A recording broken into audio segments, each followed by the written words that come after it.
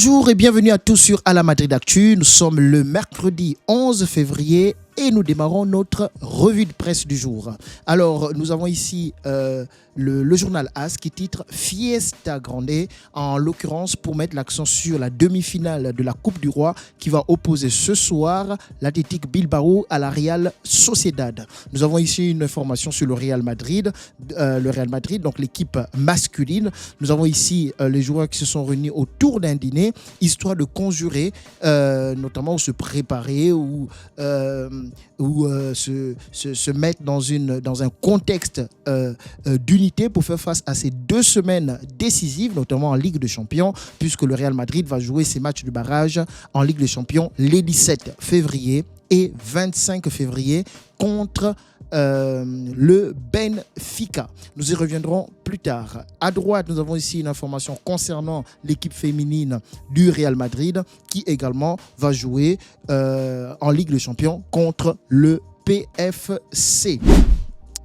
La une du quotidien Marca va nous intituler Cumbre Arbeloa-Carvajal, ce qui signifie un sommet entre Arbeloa et Carvajal, c'est-à-dire que les deux se sont rencontrés ou encore échangés lors de hier dans les locaux d'entraînement du Real Madrid, donc à Valdebebas, notamment suite à la situation de Carvajal qui reproche un peu au coach de ne pas le faire jouer puis ça fait un moment qu'il est revenu de blessure et il y a une sorte d'incompréhension autour de son cas et on nous rapporte que les deux hommes se sont entretenus de manière cordiale et les choses ont été mises au clair. Nous retrouvons encore une nouvelle fois ici une information concernant cette fameuse rencontre entre les différents joueurs de l'équipe première du Real Madrid qui ont partagé un moment ensemble, un moment de cohésion, une soirée, un dîner organisé notamment par Vinicius Junior.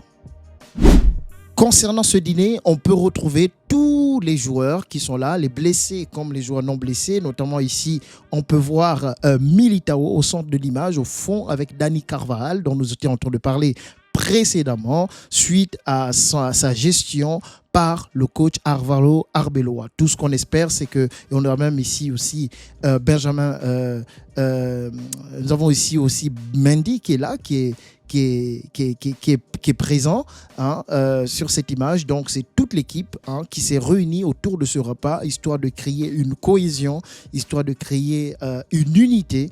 Et oui, on sait que dans ce genre de compétition, dans ce genre de phase de la saison, les équipes peuvent faire la différence lorsqu'il y a une émulation, une cohésion, un groupe d'amis qui vont ensemble pour relever un défi. C'est là qu'on arrive à trouver des joueurs qui font les efforts les uns pour les autres parce qu'on ne court plus pour un collègue de travail, mais on court plutôt pour un copain, pour un ami. Donc la cohésion est un élément important et c'est ce que ici les joueurs se sont mis à travailler au travers de ce dîner. Voici donc le calendrier qui attend le joueur du Real Madrid en ce mois de février. Donc ce dimanche dernier, le dimanche dernier, le Real Madrid a affronté Valence avec une victoire 2-0 à l'extérieur. Et donc le Real enchaîne ce samedi à partir de 21h contre la Real Sociedad à domicile. Le Real va recevoir la Real Sociedad avant de se déplacer du côté de Benfica le 17 février et se déplacer également du côté d'Osasuna dans la foulée 5 jours plus tard, le dimanche 22 février et enfin recevoir 3 jours plus tard à domicile le club de Benfica pour le match retour de barrage de la Ligue des Champions. C'est aujourd'hui l'anniversaire de Lunin, donc gardien de but du Real Madrid, donc derrière Thibaut Courtois qui nous a fait une très belle saison lorsque le Real Madrid a remporté sa dernière Ligue des Champions en 2022 et nous le voyons bien sûr ici soulever cette Ligue des Champions dont il a été l'un des principaux artisans puisqu'il a dû prendre le relais de Thibaut Courtois qui avait été blessé gravement pendant cette saison. Joyeux anniversaire champion. Le Real s'intéresse toujours à Keith Smith, nous confirme Fabrizio Romano. Et cet intérêt, oui, il provient qu'il faudra sûrement débourser plus que les 40 ou 45 millions d'euros qui aujourd'hui est le prix estimé de ce joueur parce que les prix vont certainement grimper. À mon avis, il sera vendu autour de 70 entre 60, 70 ou 80 millions d'euros.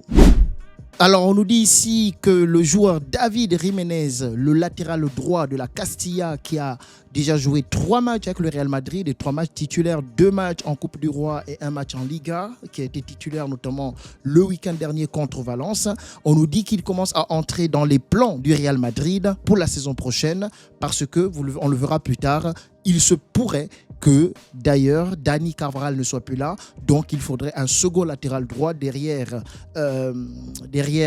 Trent Alexander-Arnold pour pouvoir suppléer ou notamment faire de la concurrence sur le côté droit de la défense du Real Madrid, nous dit le quotidien Marca.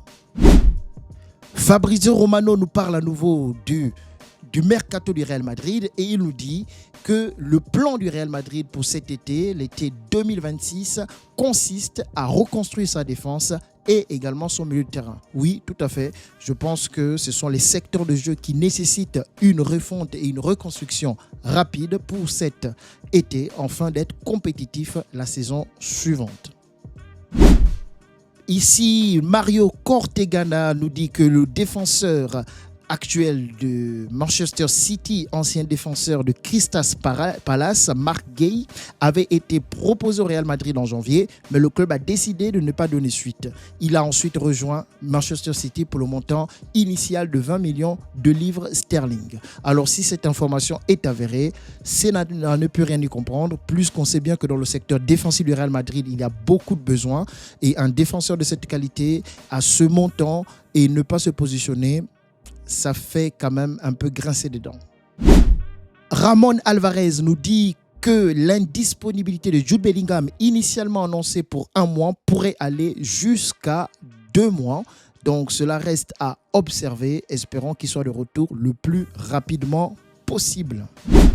Coach du Real Madrid, Álvaro Arbeloa, est clair. Il veut que chaque joueur joue à son poste, et donc notamment avec les retours de Dani Carvajal et Trent Alexander-Arnold de blessure, le milieu de terrain Valverde va retrouver son poste au milieu de terrain, donc ce qui permettrait, comme on l'a vu peut-être contre Valence, avoir la possibilité jusqu'au retour de Jude Bellingham d'avoir 3 milieux de terrain derrière Arda Güler, donc notamment Valverde, Tchouaméni et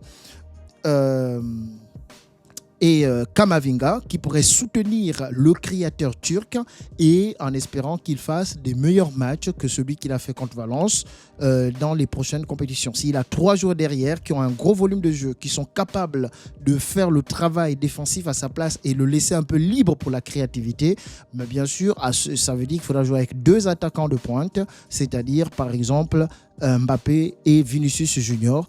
Et je pense que si nous évoluons dans ce genre de configuration, ça pourrait nous donner une équipe plus ou moins solide au milieu de terrain, avec une créativité et 2 joueurs qui sont capables de prendre la profondeur comme Mbappé et Vinicius Junior et faire la différence 1 contre 1. Peut-être qu'avec une continuité, on pourrait retrouver une certaine compétitivité en cette deuxième partie de saison 2025-2026.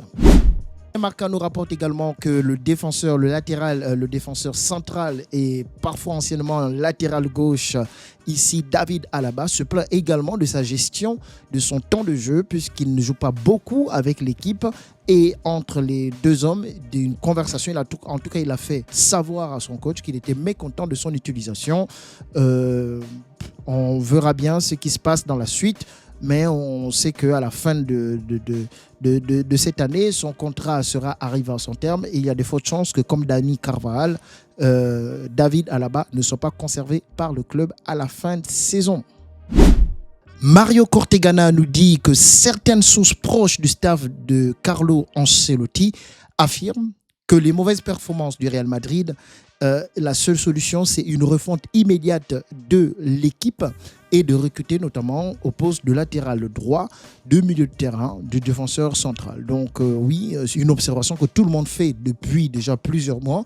On espère simplement que le club fait la même observation et sera déterminé à pouvoir reconstruire l'effectif l'été dernier, puisque cette année, on avait l'espérance que c'était l'année de la reconstruction, mais on s'est rendu compte que la reconstruction qui avait semblait vouloir s'entamer a été brutalement interrompu, bien sûr, avec l'éviction de Xabi Alonso, parce que c'était lui qu'on avait voulu faire un peu mettre comme étant l'élément central de ce nouveau projet. Et donc, licencié, du coup, il faut reprendre. Et tout ceci va se faire pendant l'été 2026, en espérant que le club puisse s'engager dans cette voie et faire les choses comme il se doit pour que l'équipe redevienne compétitive lors de la saison 2026-2027. Je vous annonce que le défenseur central du Borussia Dortmund, Nico Schlotterbeck, sera disponible, ou encore c'est le journal Bild qui nous dit sa destination préférée, le Real Madrid. Le club espagnol s'intéresse également à lui et son prix estimé entre 40 et 50 millions d'euros et ne devrait pas poser problème. Le joueur devrait prendre sa décision concernant sa prolongation de contrat en mars. Alors, peut-être qu'il ne prolonge pas, et s'il prolonge, on verra bien. Ce serait un bon défenseur que le Real peut recruter. Bien sûr que Konaté est meilleur, puisque le Real aussi est sur Konaté, défenseur central de Liverpool. Mais très honnêtement, Schlotterbeck peut aussi faire le boulot. Donc c'est une bonne piste. On verra bien ce qui se passe dans la suite. Comme nous l'avons déjà évoqué, le Real Madrid ne compte pas renouveler le contrat de Dani Carvajal à la fin de saison. D'après le journal Marca, son départ du Real Madrid est désormais acquis. Alors, quelle destination? On verra bien. Je pense que oui. Merci pour tous les services rendus par le capitaine. Mais je pense qu'il est temps de passer à autre chose. Il n'est plus capable physiquement de rendre des services au Real Madrid. On l'a vu cette saison et les saisons précédentes. Donc, je pense que le moment d'arrêter l'aventure entre les deux parties est arrivé. Je vous dis donc merci d'avoir suivi cette revue de presse. Et n'oubliez pas de liker, de partager, de commenter la vidéo, afin de nous permettre de pouvoir être davantage visible par l'algorithme et de permettre à la chaîne de grandir. Je vous dis de passer une bonne journée. On se retrouve plus tard pour d'autres informations autour du Real Madrid, à la Madrid, in Adamas.